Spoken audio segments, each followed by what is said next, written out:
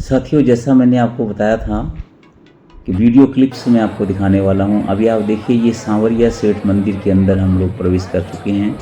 और जैसा मैंने आपको बोला था कि बहुत लंबी लेकिन सुव्यवस्थित वहाँ पे लाइन लगती है। ये चित्तौड़गढ़ का कृष्ण धाम, दिव्य कृष्ण धाम मंदिर है।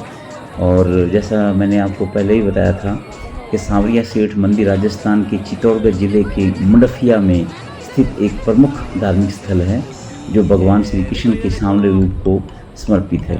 यह मंदिर अपनी अद्वितीय वास्तुकला, भव्यता और आध्यात्मिक ऊर्जा के लिए प्रसिद्ध है।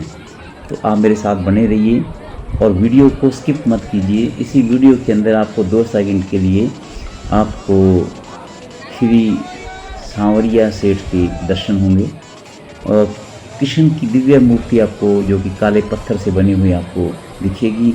और भक्तों की मनोकामना पूरी करने वाला ये पवित्र स्थल माना जाता है। इसके अंदर गुलाबी बलुआ पत्थर से निर्मित आकर्षक मंदिर ये बनाया गया है। और इस मंदिर का मीराबाई की कृष्ण भक्ति से जुड़ा हुआ भी पवित्र धाम इसको बोलते हैं। प्राकृतिक सौंदर्य के लिए मैं बोल सकता हूँ कि हरे भरे पहाड़ी और वादियों के बीच में स्थित है ये। और इस मंदिर में जहाँ के आप एक सुव्यवस्थित लाइन में चलते चलते आप चलते जाएंगे, साथ साथ में जैसे मैंने आपको बोला था, लोग बोलते रहते हैं 1 2 3 4 सांवरिया सेठ की जय जयकार। तो शांत वातावरण है, आध्यात्मिक शांति और सकारात्मक ऊर्जा का ये अनुभव आपको मिलेगा। जन्माष्टमी और प्रमुख त्योहारों पर भव्य समारोह यहाँ पर होते हैं और देश विदेश से आने वाले श्रद्धालुओं का ये केंद्र है।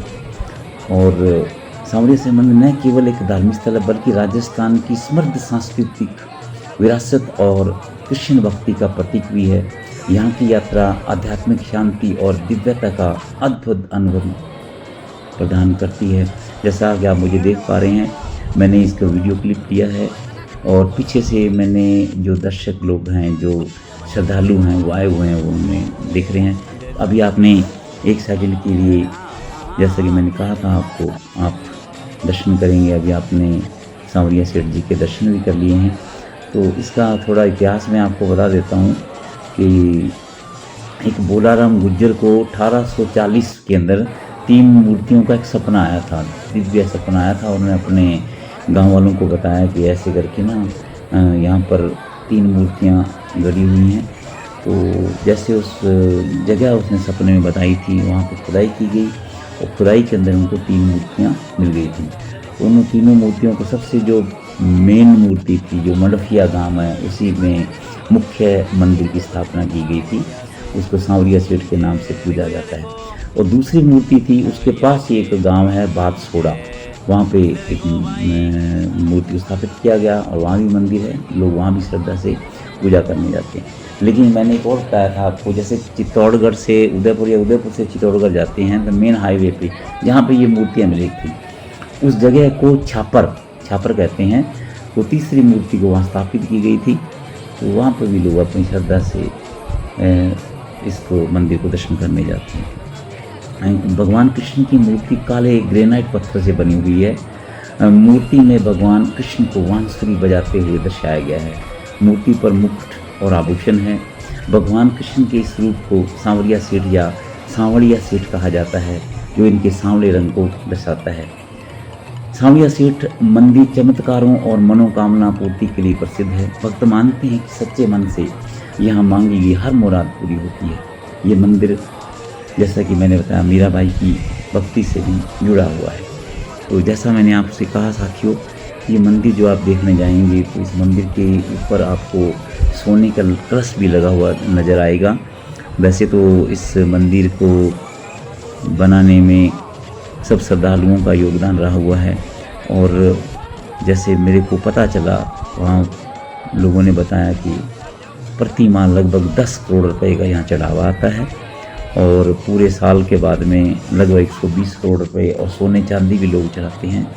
और यहाँ भी लोगों का ये भी मानना है कि जिनका कोई बिजनेस नहीं चलता है या बिजनेस के अंदर उनको लगता है कि हमारा काम और अच्छा चल जाए, तो ये सांवरिया सेठ को अपना बिजनेस का पार्टनर बनाते हैं।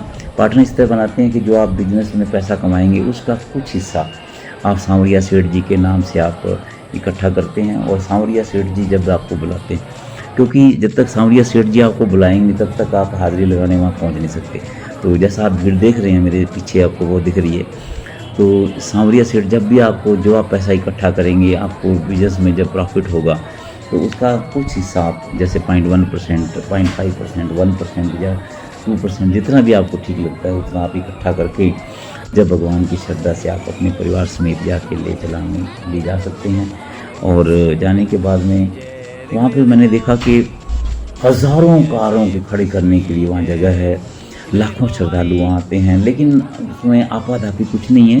बाकायदा वहाँ लाइनिंग की गई है और लाइनों के बीच में लोग चलते हैं और आपको पता ही नहीं चलता। जैसे मैं जब इस मंदिर में घुसा था, इस भीड़ के अंदर एंट्री की थी मैंने जब, उससे लेके और एग्जिट पॉइंट तक मेरे को लगभग 1 घंटा लगा था।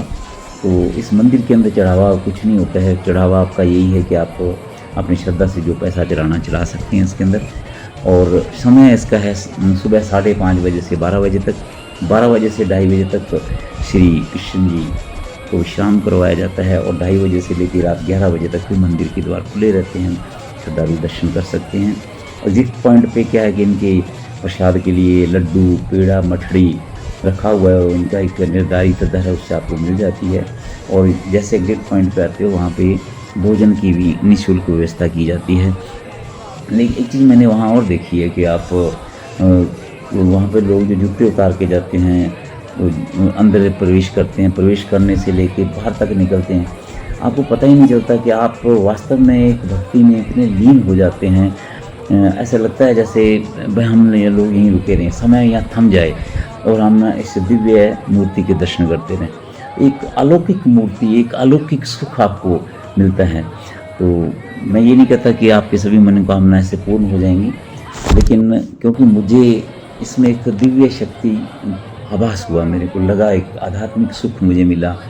तो मैंने जैसे आपको लाइव होके भी बताया था कि मैं इसकी वीडियो क्लिप्स बना के आपको दिखाऊंगा, तो यदि आपसे चूक गया तो बीच में मैंने 2 सेकंड के लिए सांवरिया सेठ जी की इसमें मूर्ति भी लगाई हुई है, आप उनके दिव्य दर्शन कीजिए और अंत में एक नारा लगाइए, 1 2 3 4 सांवरिया सेठ तेरी जय जय का।